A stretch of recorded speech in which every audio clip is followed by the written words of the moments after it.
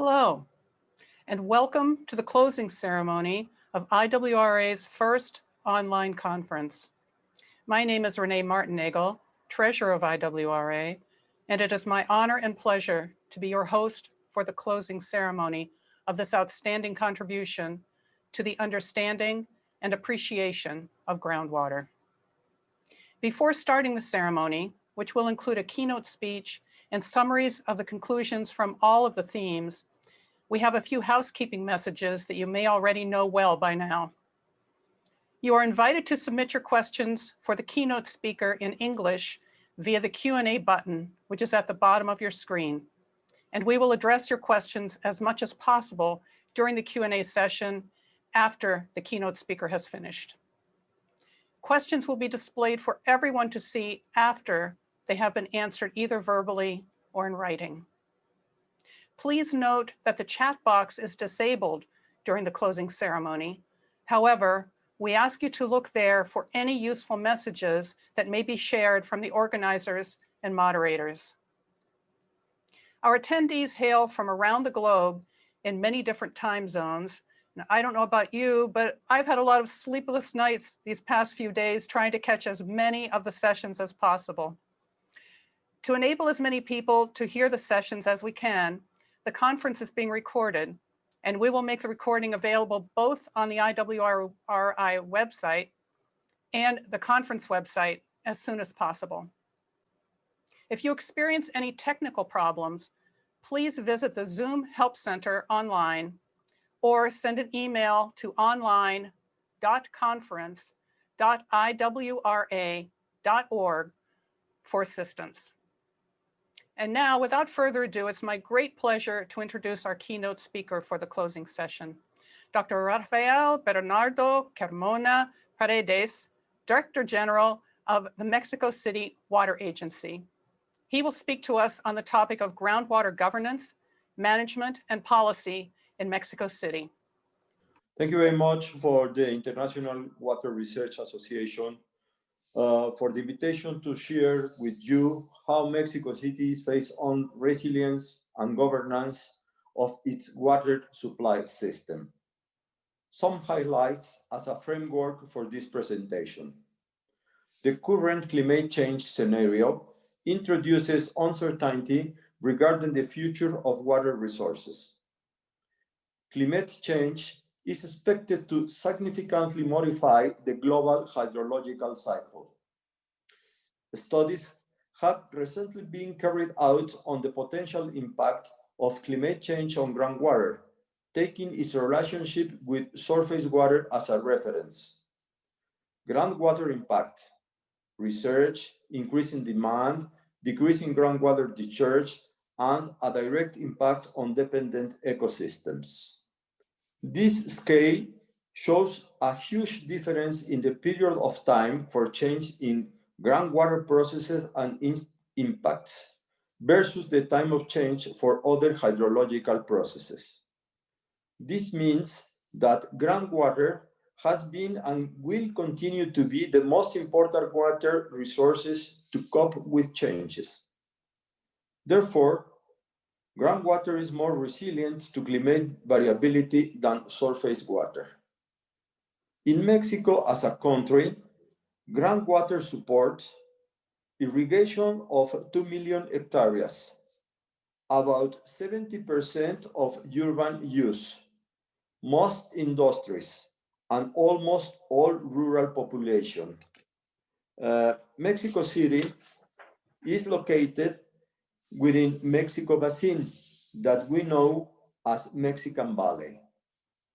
Mexican Valley has an area of 10,000 quadratic kilometers, was closed by volcanic eruptions and artificially opened to control floods. Precipitation is between 600 to 1,000 millimeters per year. It has an average annual runoff of 378 cubic hectometers. Mexico City grew in the middle of a lake and progressively expanded until the entire lake disappeared.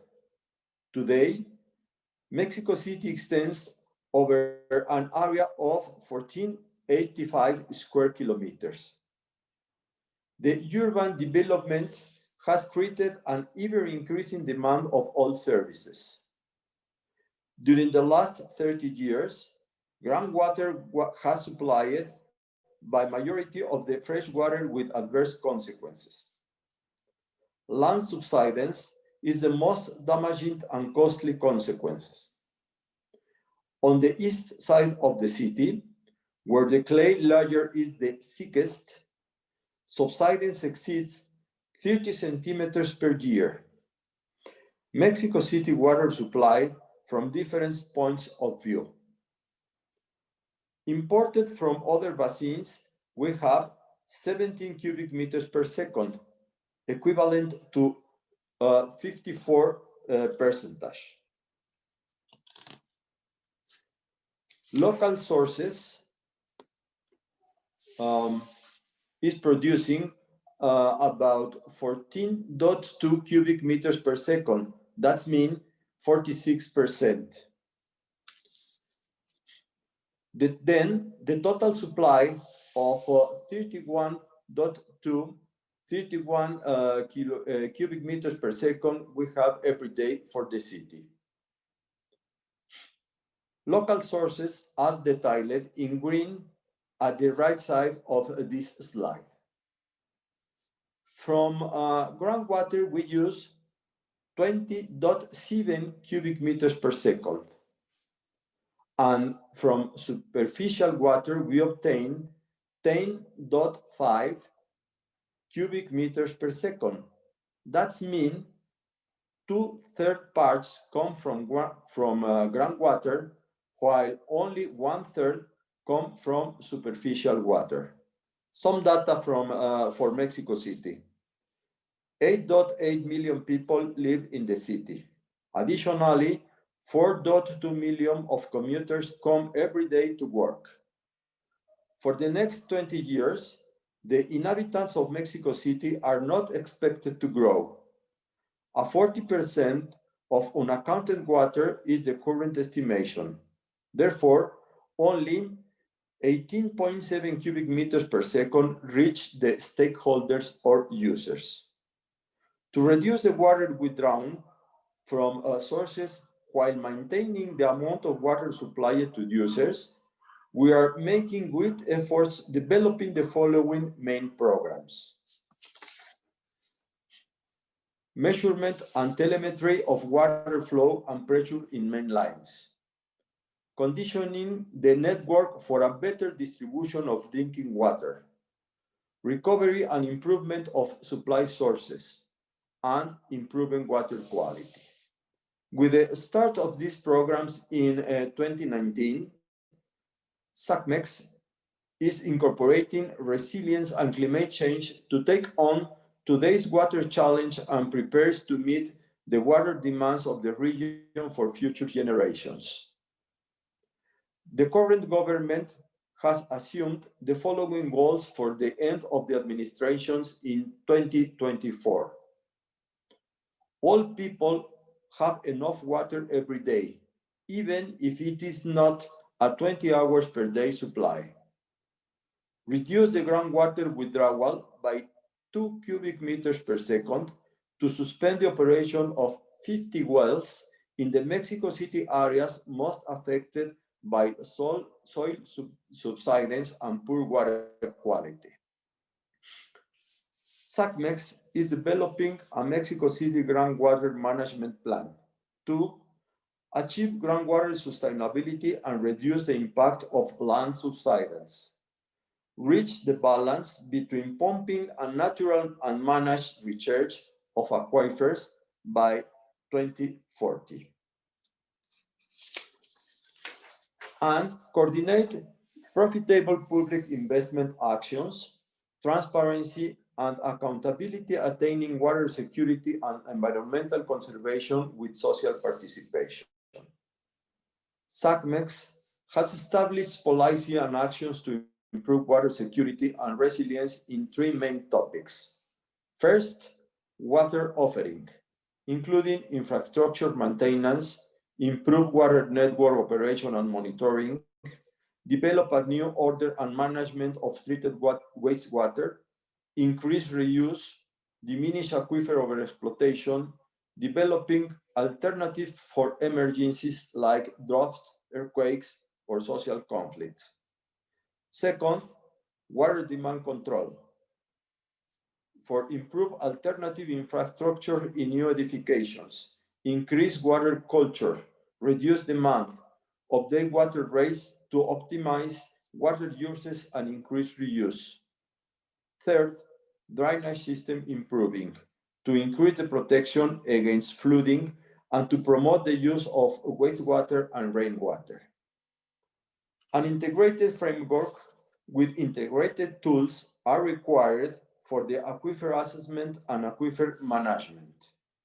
This slide shows the manner in which these tools can be applied for optimal informed decisions. Why conceptual and groundwater numerical models are essential for forecasting and management. Why monitoring must be a permanent activity to understand and differentiate between anthropogenic effects and climate change-induced effects. SACMEX is currently implementing this framework. This end slide summarizes the principal ideas that we are using in Mexico City.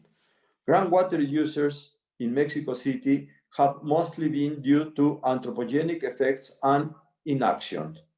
Climate change has probably had impacts on the water cycle, but these are still not well understood. Groundwater is a very resilient resource in Mexico City.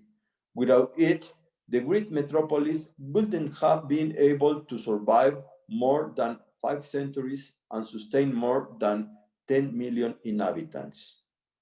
However, because the city relies on imports from other basins affected by climate change, water reforms should consider actions to address those effects. Groundwater management, governance, and monitoring must continue to inform management decisions to sustain this vital resource for future generations. Thank you very much for your attention. And thank you very much for your keynote address. You finished well ahead of time, so thank you for honoring the time limits. It's clear that Mexico City has a number of challenges, and it's also clear that you have a plan. I'm going to use chair's prerogative for just a moment, if you don't mind. How are you involving the stakeholders, and has that been a problem? Oh, well, this is a very important issue, how to involve the stakeholders. We need to improve the information of how each user or stakeholder use the water. How many water consumes per day, per week, or per month. It's very important to give them the information in order to obtain informed response from the stakeholders. Thank you. And Dr. Mary Trudeau, you are going to chair the Q&A session. Mary is a project officer for IWRA and a lecturer at the University of Ottawa. Mary, do you have some questions? Well, thank you, Renee. So I would like to invite the participants to send in their questions. We will be able to handle them over the next few minutes. So if you have them, please go ahead.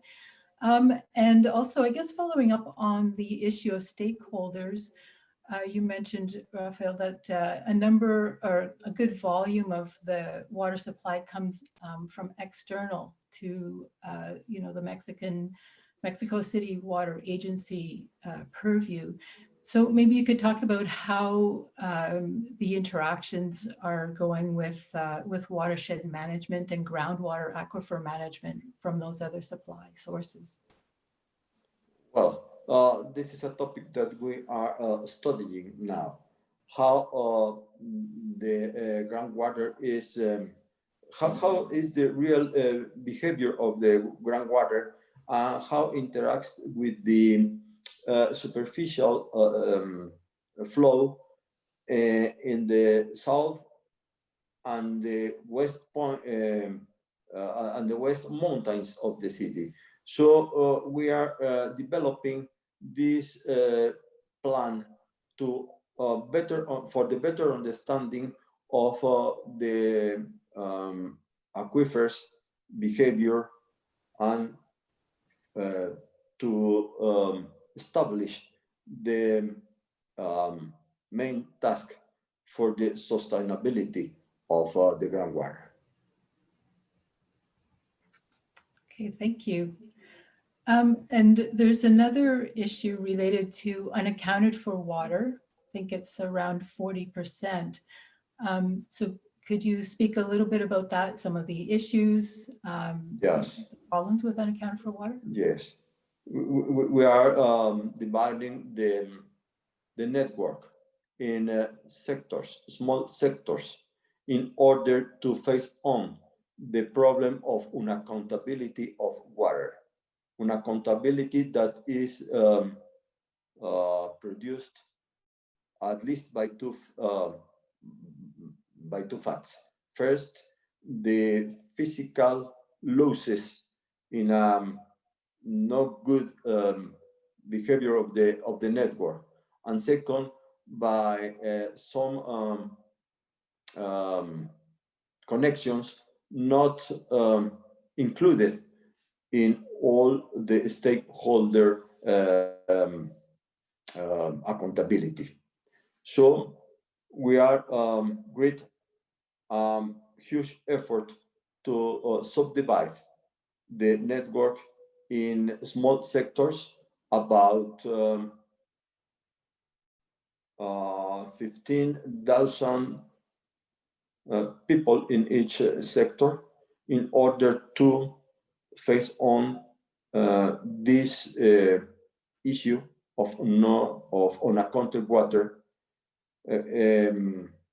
by the comparison of the amount of water that we introduce to each sector and the amount of water that really reach the stakeholders or users.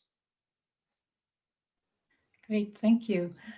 We also have a question about how much of the wastewater is treated and used for various uses or reused.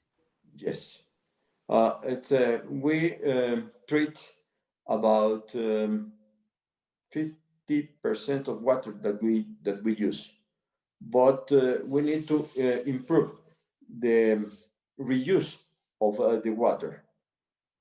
We need to offer the wastewater treated for industries, but also for some uses in domestic uses that not require fresh water or potable water.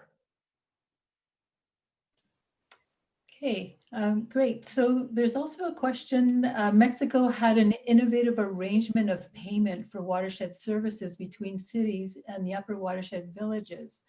And there's a question about how it's doing. So maybe you could give us a bit of information on that and if it's still in place. Could you repeat the question? Mary, you want me to help? Yeah. Sure.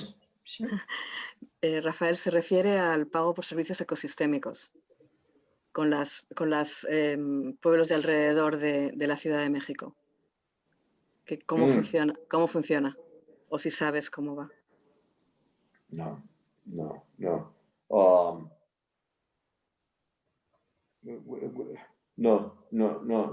Today we don't have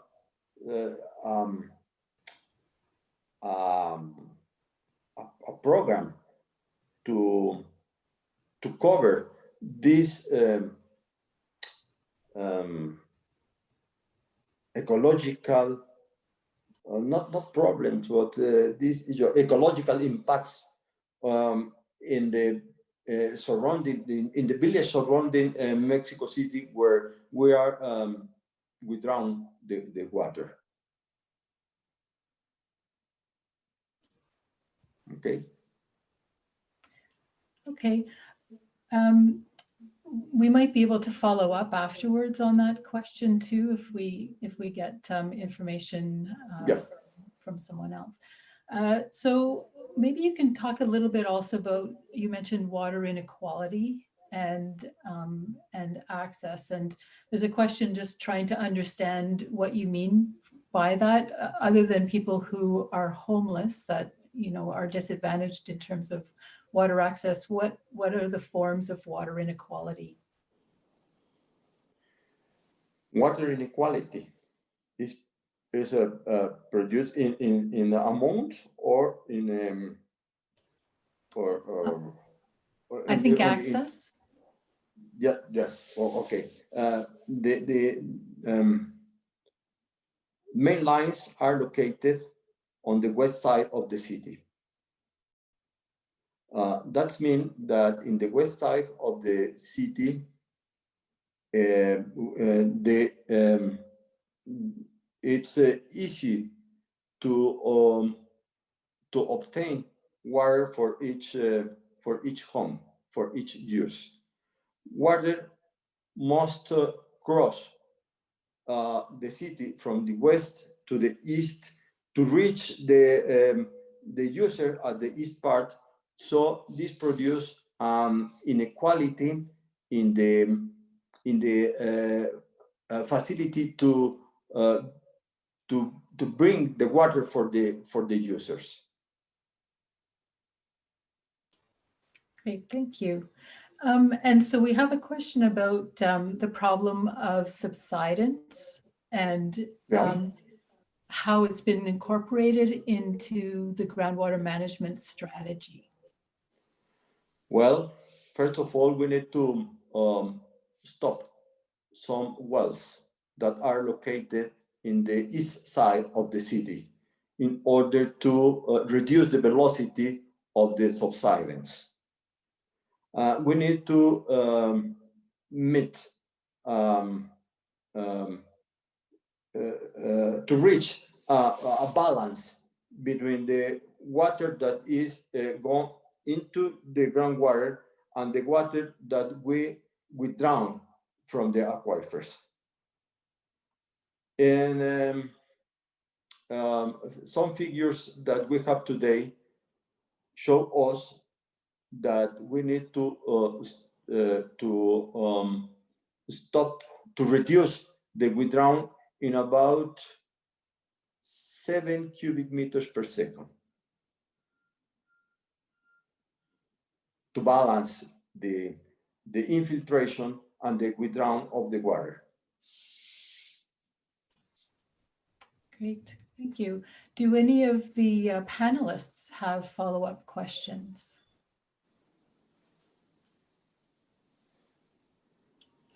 Great, Tibor, go ahead. Yes, indeed. I had a question related to that land subsidence, and if you are working with universities and who are developing models to understand which wells and where and how much you should indeed reduce to reach the figure that you just mentioned. Yes, we are working with universities, with technological and universities, mainly in Mexico, inside the Mexican Valley, to understand how is the behavior of the soil, how we can reduce the velocity of the subsidence, and how many water really we can obtain from the groundwater we can obtain in for the next years in order to face on this problem of subsidence. Thank you. Thank you. Do we have time for one more question, Renee, or should we move on? One more question. So no, we have 3 or 4 more minutes, so go ahead. Okay, so how well has the problem of unlicensed groundwater abstractions been addressed, and how is that being addressed in the plan overall? Could you repeat the question? So the question is about unlicensed groundwater withdrawals and how it's being managed and how you see the success of it to date? The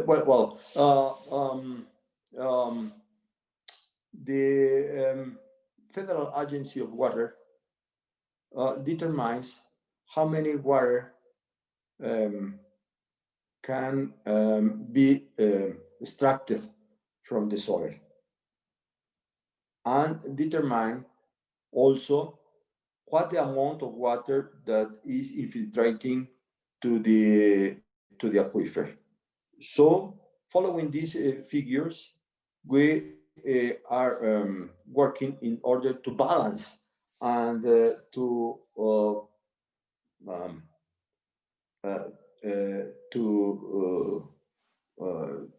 reach to looking for a better behavior of this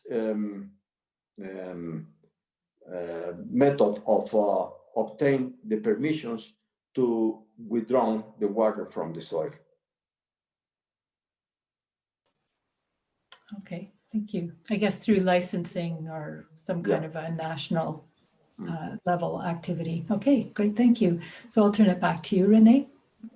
Okay, and thank you very much, Dr. Carmona. That was a very interesting presentation. And our thoughts are with you as you try to manage all of the groundwater issues in a city that relies on groundwater for 2/3 of its fresh water. So we will move on now. And for the next segment of the closing ceremony, we are going to have presentations and summaries from each of the leaders of the 5 themes of the conference.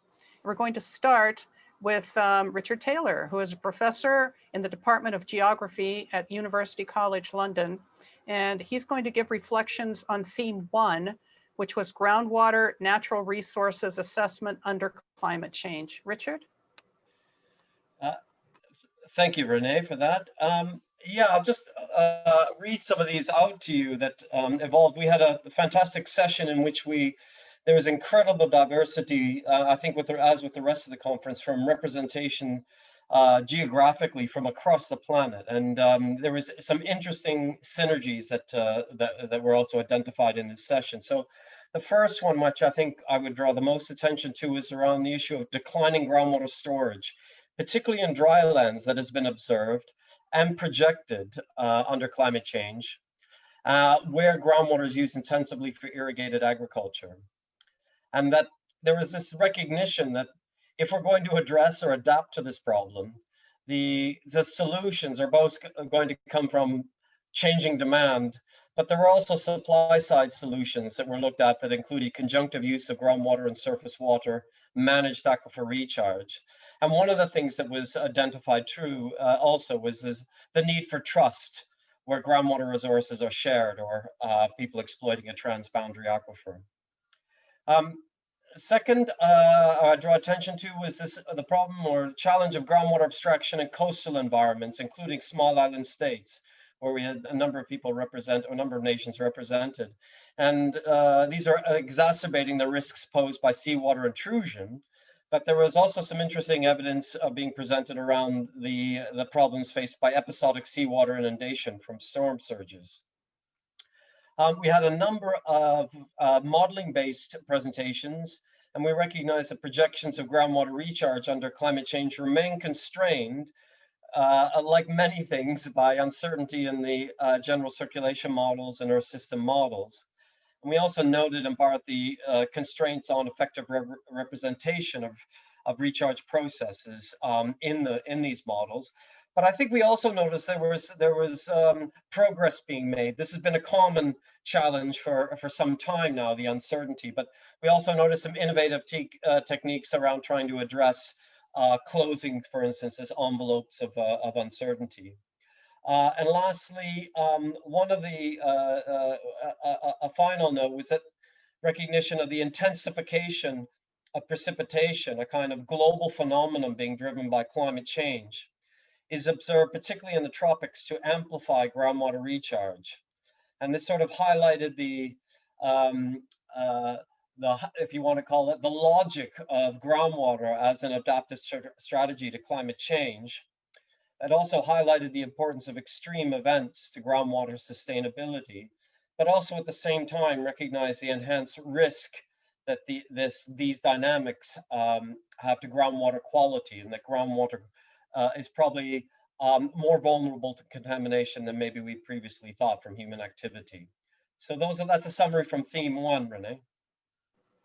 Okay, Richard, thank you very much. And next we will hear from Tibor Stigter, who is Associate Professor at UNESCO IHE Delft Institute for Water Education and Chair of the IAH Commission on Groundwater and Climate Change. Tibor is going to give reflections on theme 2, which is climate change effects on groundwater resilience, pollution and remediation. And I should also mention that Tibor has been very active for months behind the scene, helping to organize this conference. So thank you for all of those efforts as well, Tibor. Well, thank you. Thank you very much, Renee, for your kind words.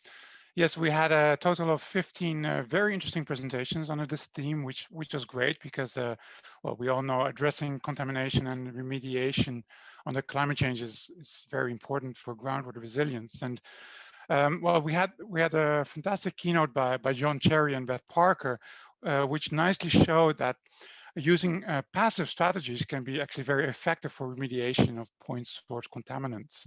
And what we mean here is that the focus could be on natural attenuation through adsorption, degradation, and also dilution, so as to remediate groundwater without unnecessary pumping and treatment, thereby minimizing aquifer depletion and disruption. And of course, avoiding that unnecessary waste of energy and water is crucial in the context of climate change, and thereby clearly contributes to increasing groundwater resilience. On the other hand, actually, monitoring of complex contaminants in often very complex geological environments needs to be very comprehensive and is not necessarily cheap, of course, or less expensive than treatment, but it is less invasive. We also need to understand and improve our understanding on the contaminant-specific and site-specific threshold levels beyond which natural attenuation is perhaps not more a feasible solution. And then we had the block on managed aquifer recharge, which was very interesting because we looked at its potential for groundwater remediation also. And especially when using reclaimed wastewater for MAR, we heavily rely on that natural attenuation potential of groundwater. And two studies had diverging findings on the efficiency of this soil aquifer treatment system, showing the possible occurrence of, for instance, pharmaceutical active compounds in groundwater.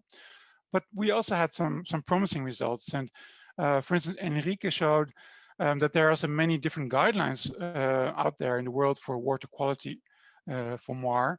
And he believes, and I agree with that they need to come together in terms of common terminology and monitoring. And at the same time, they also have to be specific in terms of the purpose and type of MAR and the hydrogeological setting of this MAR system. So definitely there, I also enjoyed that debate. Other speakers showed that MAR can improve groundwater quality through dilution, for instance, very important when we look at more stable and diffuse contaminants such as nitrate and chloride. Of course, there is large potential, but there's also challenge with MAR and with upscaling MAR, as it requires significant investment for the application, well, to a larger area, of course. Think of financial and human resources, the involvement of communities, all that is of course significant. But we do see that remote sensing and GIS tools can help us focus on those areas where upscaling of MAR is most interesting. And if we use models, flow and transport models, we can also see that they can help bridge the gap with groundwater management and governance, which I still believe requires very strong collaboration among natural and social scientists. And then in the last block, we looked at actually, again, as Richard mentioned, high uncertainty and variability among the impact of climate change on pollution and remediation. But we did see that increasing rainfall intensities can be both beneficial in terms of dilution or problematic in terms of leaching, especially for, let's say, more toxic contaminants and shallow wells where they could easily reach. Finally, we saw an example of the Mekong Delta that it's not that Mars not necessarily the solution, or there are areas where simply the potential for recharge is not very high, and therefore we need to also think of reducing groundwater demand and reducing groundwater pumping, especially in coastal areas where seawater intrusion, salinization can be very, very significant. And there it will have to be linked to a change in habits, even a change in land use. So I'm convinced there as well that a strong collaboration among scientists from different backgrounds, but also the enhanced use of technology and digital innovation will prove to be extremely valuable. So overall, I was extremely happy with the session and with the participation. Thanks. Thank you, Tibor.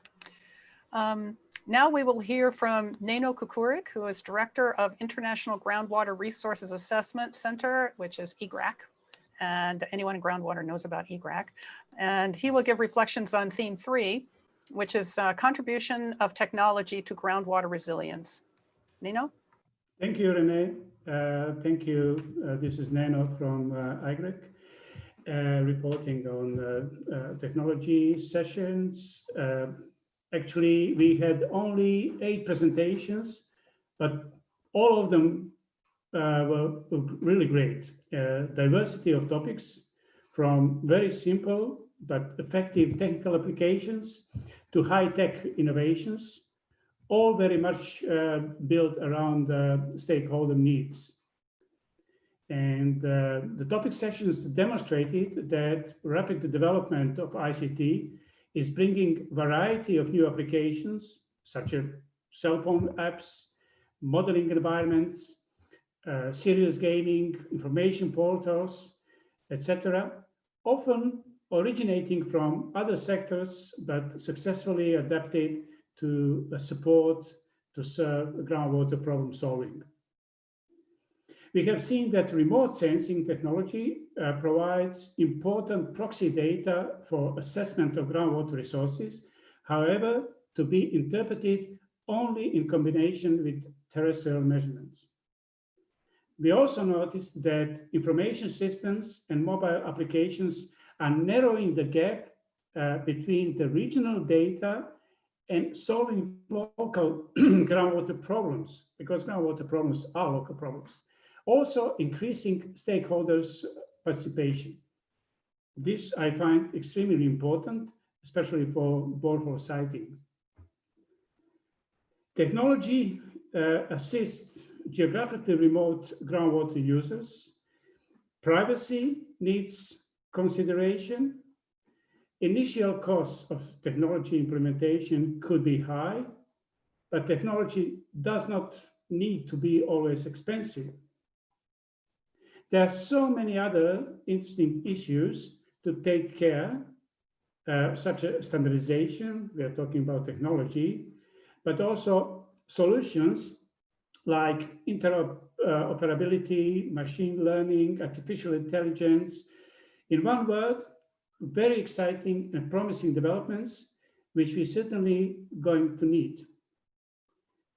We need technology, and technology is improving, and at the same time, the conclusion of the session is it's all about people.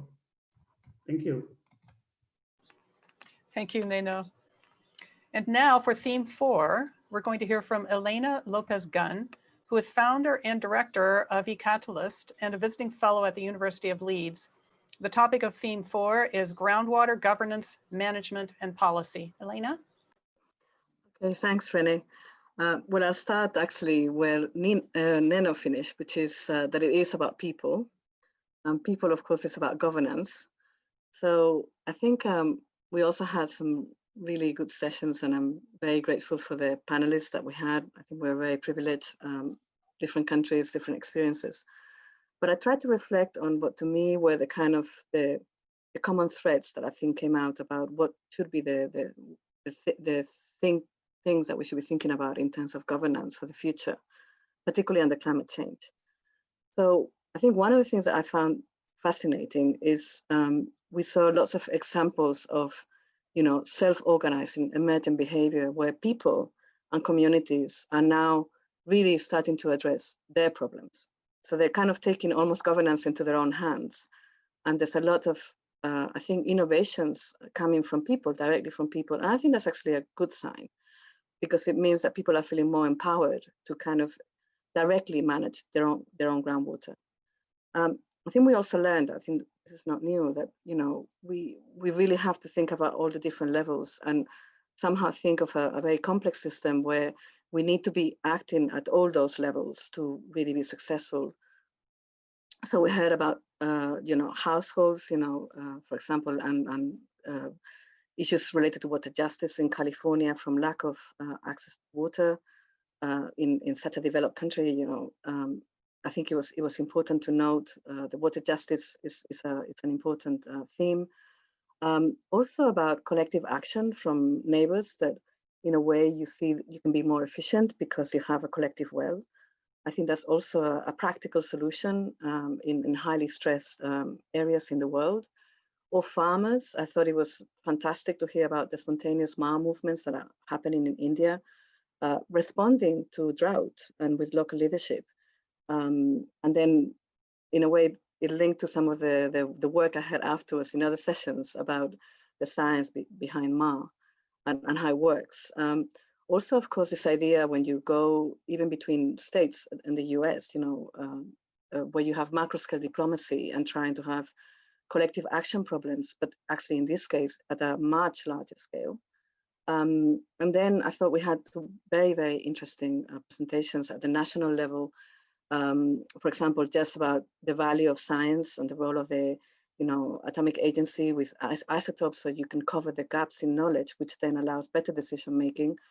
But also very, very important international global norms. I think we had a really innovative approach that then we heard again today in the capacity building, and about the human rights and the importance of self-supply that often is kind of left off the radar, and yet it meets the needs of many, many people across the world, and particularly actually of the most vulnerable, and often using groundwater. So I think that's a very important issue for our community to think about. I'm definitely going to think about.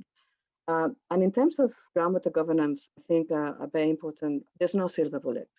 There really isn't. It's really much more about a tailored approach, almost like you have to find almost like pressure points. We had, I think, two very good cases, and to me, the commonalities between China and Mexico, how they're trying to kind of hustle in the same kind of packet, legal instruments, economic incentives, and objectives, clear policy goals, and a kind of timeline of getting there.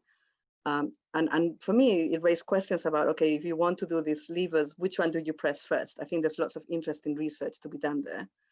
And of course, we now know we should not, we can also look, like Karen said in the opening speech, and of course, my high-level panel, Aditi Mukherjee, about the web nexus. Maybe sometimes indirect measures like electricity can actually be better proxies rather than directly through water. Water pricing is incredibly difficult. We heard, and the examples for me, electricity is energy, following land is food. So this interaction with other sectors is going to be critical. And I think for me, thinking now about climate change into the future, we will have to be adaptive. We will have to think about learning, because we have been changing systems.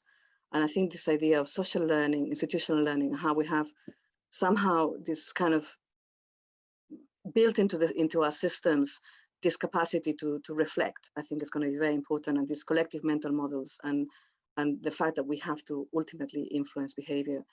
I think, I also had some kind of reflections from other sessions, because governance in a way is kind of, I think, transversal. But to me, I think the one thing that I wanted to say as a final kind of takeaway message is that to me, the best adaptation to climate change is good governance. If you prepare well with strong governance, then you're much better prepared for what might happen under climate change. As someone said, we can, with certainty, we can control demand when we know supply is going to be much more uncertain. And with that, I'll pass it on to the next theme. Thank you very much, Renée. Oh, thank you, Elena. And last but certainly not least, we have Alice Aureli. Alice is the coordinator of the Internationally Shared Aquifers Resource Management Program, ISARM, chief of the Groundwater Systems and Settlements section in the Intergovernmental Hydrological Program at UNESCO in their Division of Water Sciences. And while we're discussing ISARM, Alice, I know you won't mind if I mention that in December of 2021, ISARM will be having its own groundwater conference on transboundary aquifers. Alice's will be addressing theme 5, which is groundwater education and capacity building. Alice? Yes, Renee, the dream of everybody is to be all together in presence in UNESCO in December 2021 for talking about the transboundary aquifers. So let's hope that. The Team 5, Groundwater Education and Capacity Development, started this morning at 11:30 with a keynote by Eddie Morse. That he's the director of the UNESCO IHE Dev Center. And in the IHE, we have a massive effort on creating new talent and new experts and young experts everywhere in the world for water education. And a particular effort is made also on groundwater with Erasmus Mundi and a master degree level on groundwater. We had more than 14 participants, speakers, and panelists of different regions of the world, Latin America, Asia, Africa, in particular being Africa one of the UNESCO and I think also IWRA priorities. Well, let me go ahead with the 4 main messages and that we can derive from the discussions of all the day. The first one, I think everybody agreed, investment in groundwater education, training, and capacity development at individual and institutional levels remain issues of universal relevance that need to be constantly adapted and renewed. Moreover, under the increasing pressure of humanity and climate change, it is crucial to invest much more in this relation between groundwater and climate change impact. Look at how to improve the use of groundwater for adaptation measures. There is not enough interdisciplinary, transdisciplinary CVs at university or after university level in order and research that needs funds and investments to have a better knowledge and a better capacity and programs, education program on that.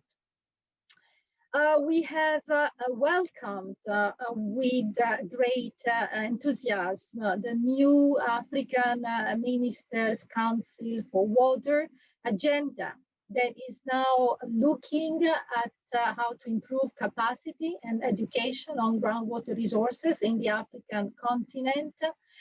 UNESCO is supporting this effort with roadmap really on groundwater management capacity development.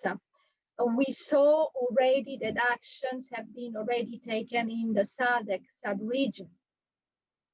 The third main message that I want to share with you is that definitely we need to explore more in depth the policy and participatory approach of the governance. I mean, how to teach, how to educate, again, how to find a language, a common language to train and to educate the new policymakers, how to have a better participatory approach on groundwater resources, how to inform participation, to have more stakeholders, to let these invisible resources part of the education's program, not only in engineering and in geology, but also in environmental law and other, let's say, social science programs. And of course, how don't talk about citizen science and groundwater? I mean, how citizen science can help in making groundwater and the linkage with climate change more understandable by everybody. This is why, because everybody agreed in the session that we have to ensure that no one is left behind. Last but not least, in the 2030 agenda, the SDG 6, the UN has launched a new program, a global acceleration framework that has in one of the 5 specific objective capacity development for water as main objective and output. I would say we are definitely satisfied and we thank all the participants at the section. Thank you, Renée. Thank you, Alice. And thanks to all of the theme coordinators and leaders for your time and energy and insights in coordinating all of these themes and the presentations and the speakers. It's really been so beneficial to all of us. And also thanks for distilling the findings from each of the themes for us just now. Now we're going to move on to the next phase of our closing ceremony, and that will be to hear from the 2 co-chairs of the International Scientific Committee for the conference. Jacques Ganoulis is Emeritus Professor at Aristotle University of Thessaloniki, and he is also a Senior Consultant at UNESCO IHP. Jacques? Thank you very much, Renée, and hi everyone from Athens, Greece, where I'm located. I was anticipated some questions and answers during the last session, but we can go ahead, and I guess you want me to do this in 5 minutes. Well, I can take maybe 2 or 3 more. Yes, you can, because we're running a little bit ahead of schedule. Okay, I will not go to conclusions theme by theme. This was already made by the theme coordinators of the International Scientific Committee very nicely. So I would rather take an integrated approach, a little bit philosophical, in order to have some final remarks. Not final, because our president will have the final wording. So I will start by one paradox. You know, as I'm coming from Greece, I like very much the paradoxes. And this paradox is about the ability man has with technical advances and new science to put his feet on the moon. But in the same time, we humans, we are unable to resolve the problem of climate change and water resilience. Why is that? What is the reason of this paradox? And every paradox has a logical explanation. And I will try to explain this by using the theory of similarity. This is very common in hydraulic engineering. Is my profession by training. By taking the similar example of climate change, the coronavirus crisis, why we cannot have a good policy to regulate this crisis? Everybody agrees this is because of lack of knowledge. Epidemiologists doesn't know about this virus, so they cannot give the good advice to policymakers, to prime ministers, to decision makers, not say people who doesn't know about. But if they don't have the knowledge of how to handle this epidemic, then something goes wrong. For example, there are contradictory advices to wear mask, not to wear mask, closing down, not closing down, and this continues. So I think the similar happens to climate change and water resilience problem, because we have uncertainties. Everybody with scientific, this modeling of climate change is not really very precise. So I think there is a lot to do to improve this knowledge and sound governance. And the role of our association is in this direction. Of course, what we are doing now is, in this sense, how to improve what is not very well known in the area of climate change. And I will finish, I don't know if I have time, but I would like to finish with 3 quotations. The first comes from the ancient Greeks. The father of Greek philosophy, Thales of Miletus, said that water is the origin of everything in the world. And we all agree with this. And then the French philosopher and poet Gaston Bachelard, he gave the logo of the French Academy for Water by saying that water is the mirror of our future, of the future of the humanity. If water disappears, no mirror, no life.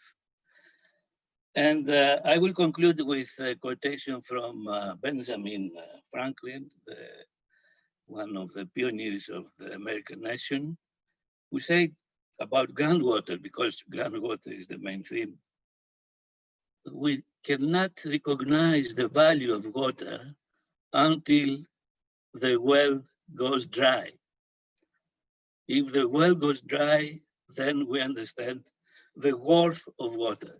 Thank you very much.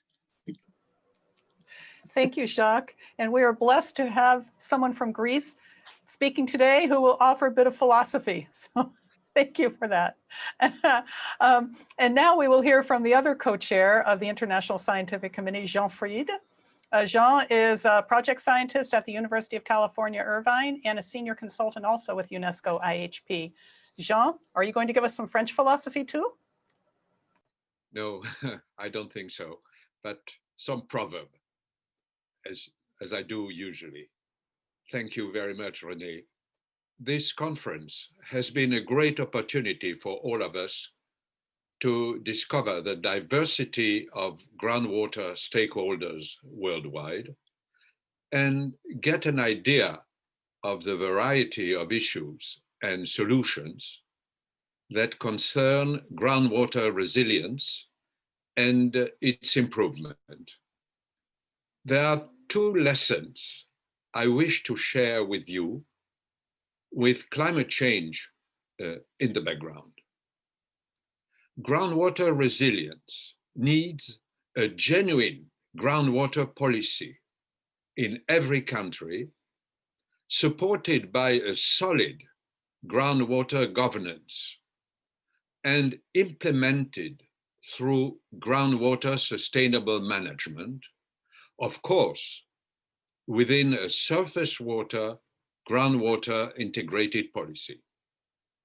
But a great focus must be put on improving the implementation of existing groundwater legislations and sustainability plans, for instance, and among others, solving the conflicts between stakeholders, for instance, between public and private interests, and realizing a genuine, I insist on that, a genuine public participation in the policy making and the management of groundwater, which is much advertised, but my example in California is clear, but not necessarily implemented correctly.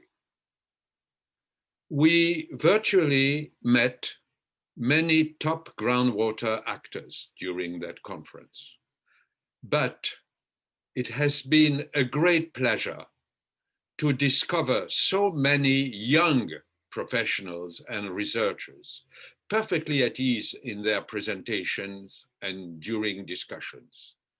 they should know that they are now part of a wonderful world group that my good friend, Professor Aureli, the father of our UNESCO top groundwater lady, Alice Aureli, used to call la mafia dell'acqua. I wish to thank all of you and the organizing team and our wonderful master of ceremony, Renée, for this great successful Zoom conference, the first of that size. As the French say, and this is for you, Renée, pour un coup d'essai, ce fut un coup de maître. For a sudden test, it was a master stroke. Thank you, and I wish you all a good and safe weekend. Thank you, Jean. And I'm glad that our two co-chairs are very pleased with the outcome, as we all are. Now we're going to have a word from the president of IWRA, Gabriel Eckstein. Gabriel is professor of law at Texas A&M University and director of the law school's program in natural resources systems. Gabriel, do you have a few words for us? Yes, thank you, Renée. What can I say? I mean, what an amazing conference this has been. This has been, it has exceeded all of our expectations from the organization, planning, to the attendance. I think we were over 22,600 registrants for the conference. Just a really wonderful, wonderful program. Thank you all the participants, all the attendees, all the organizers. Thank you all for participating and joining us over the past few days to learn, to share, and to engage in such a meaningful way. I really do have to thank a number of you specifically for all the incredible work that you've put into this conference. First and foremost, Jean-Fried and Jacques Ganoulis for their leadership and their vision for the conference and for their tireless effort to bring this to fruition. I also need to highlight Tibor Stigter, who served as the technical chair and coordinator of the program, and for making sure that everything came together and fit together so well. Also, we've had 5 theme leaders for the different themes of the conference: Aureli, Elena, López, Gunn, Neno Kukuric, Tibor Stigter, and Richard Taylor. Thank you for your leadership in the specific themes and chairing the sessions and the panels and so on. Really just a fantastic job.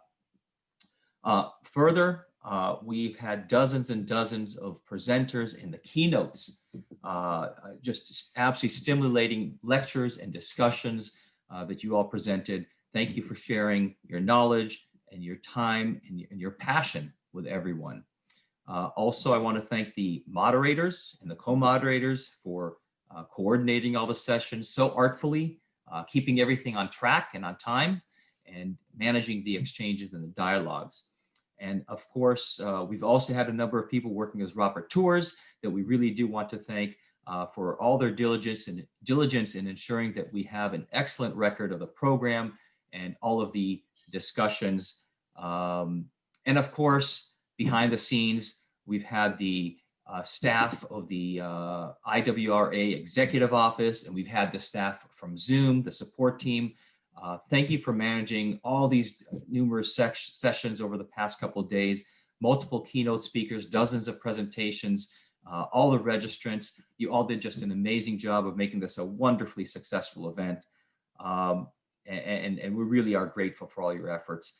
And finally, I have to thank the institutions that have put in such wonderful support to make this conference such a success.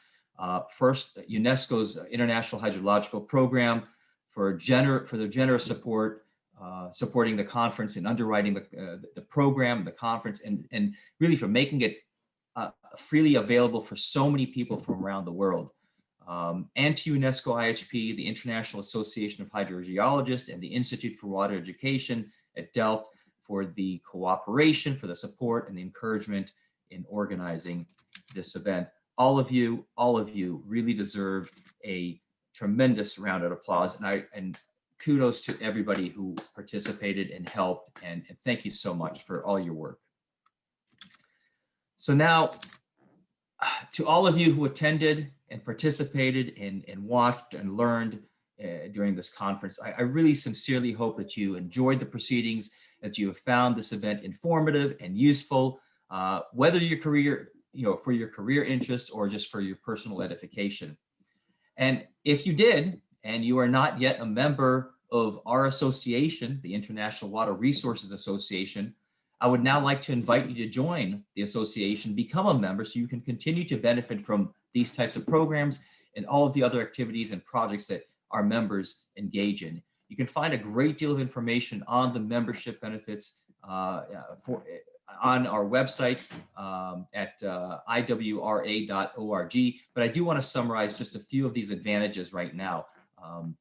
So as a member of the association, you will have numerous opportunities to become involved in the various topics that have been discussed here and so much more. And just a couple of examples, as a member of IWRA, you can participate in one of our task forces.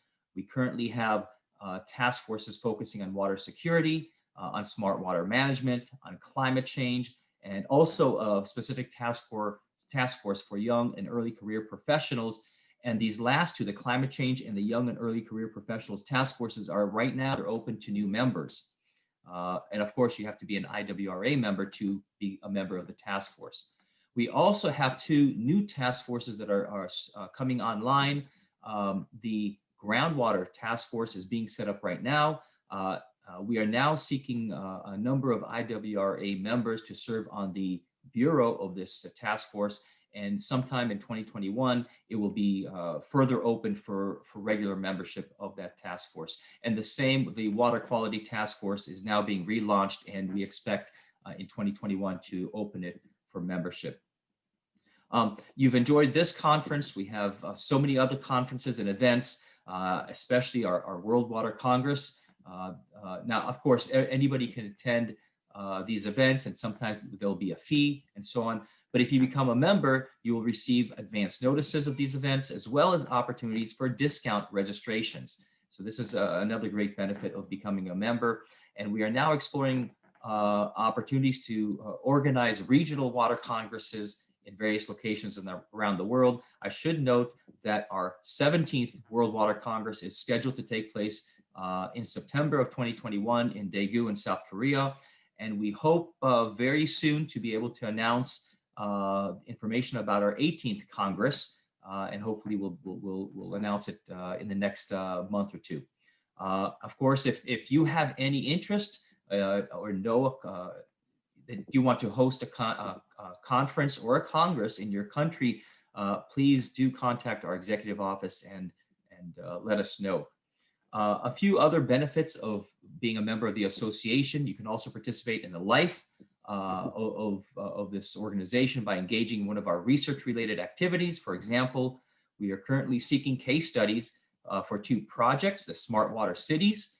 I think they recently sent out the call for submission of the case studies, and the UNESCO IWSSM project, which for that, the call should come out fairly soon. And it's likely to focus on water security in cities and integrated urban water management. Of course, we also have webinars and other seminars and workshops and speaker events, and you can participate as attendee, and you can also participate as a speaker if your expertise is needed for that particular session. So again, benefits of becoming a member of the association. We also have various publications I need to mention. Our flagship journal, the Water International, our Blue Series and Green Series of policy briefs. We also have the association newsletter, IWRA Update, and so much more. These are all benefits that you can participate in and enjoy as a member of the association. And lastly, and possibly most importantly, you can participate in the governance of this association. As a member, you can serve on the bureau of various task forces, as well as run for an executive board position. We have 21 members on the executive board right now. And in fact, next year, in the latter half of 2021, we will have new elections for the next executive board. So please consider joining the association and becoming part of the governance system.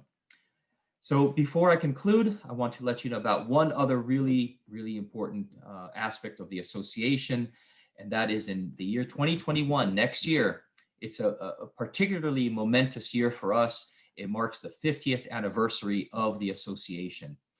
Over the next year, we will celebrate our origins and our founders, our history, and our longstanding mission to serve as a cross-disciplinary, membership-focused international association that facilitates and inspires dialogue, knowledge sharing, and science-based solutions for the sustainable management of water resources globally.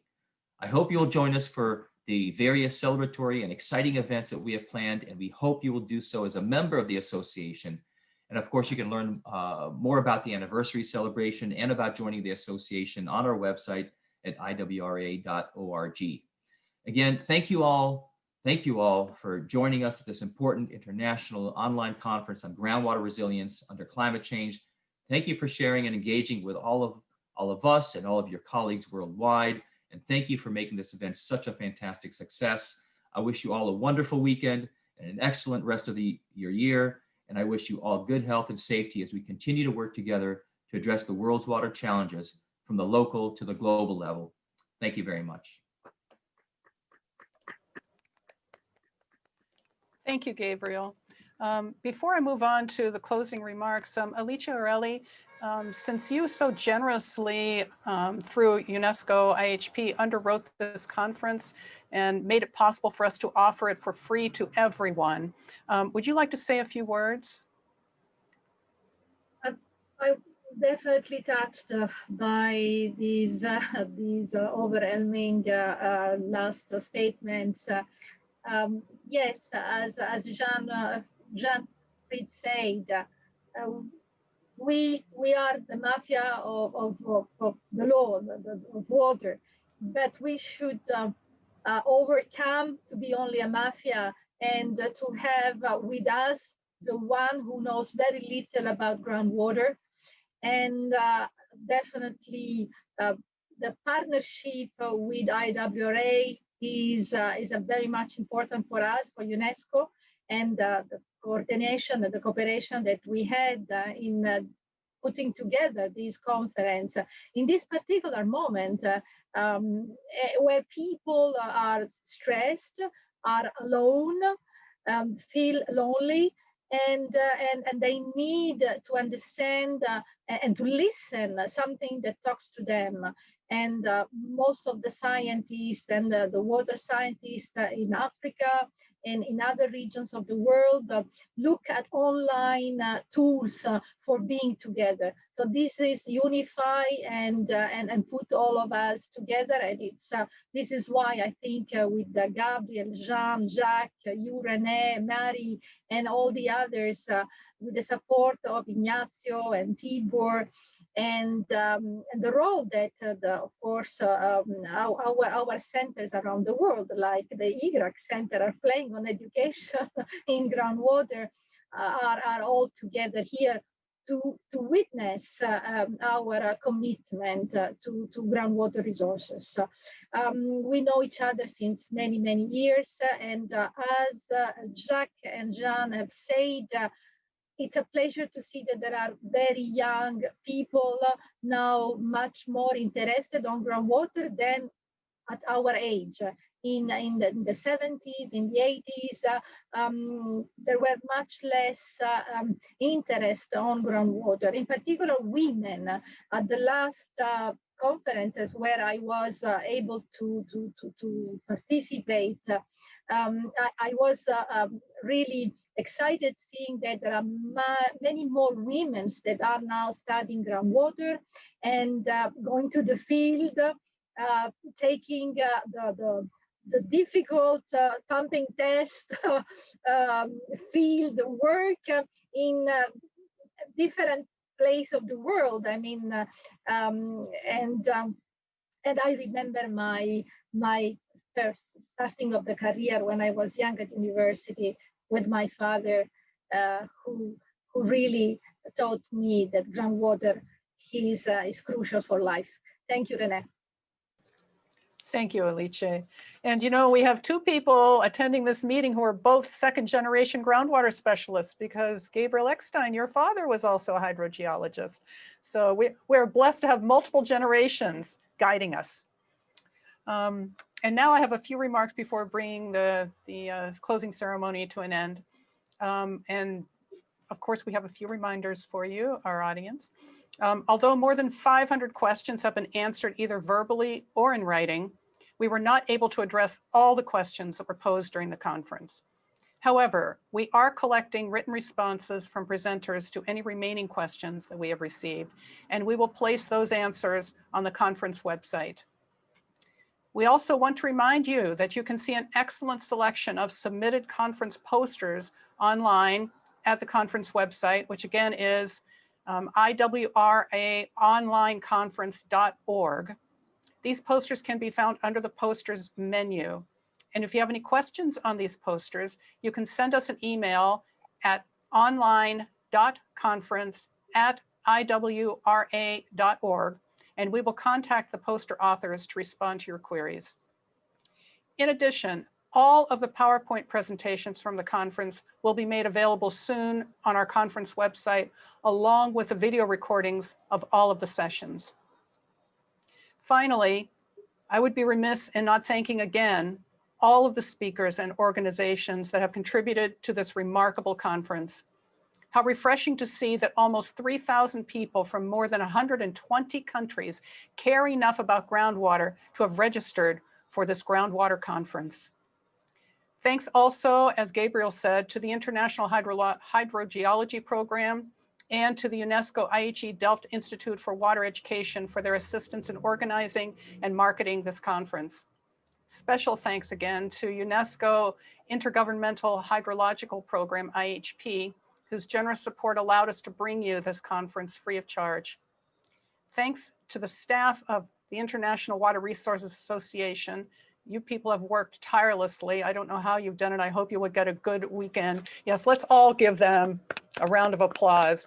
Cullum, Ignacio, Alice, you've been wonderful.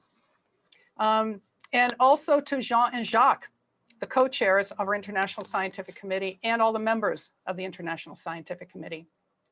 Finally, thanks to you, our participants, for your time and attention. The conference is now officially closed, and we wish you and yours a safe and enjoyable weekend. Thank you very much. And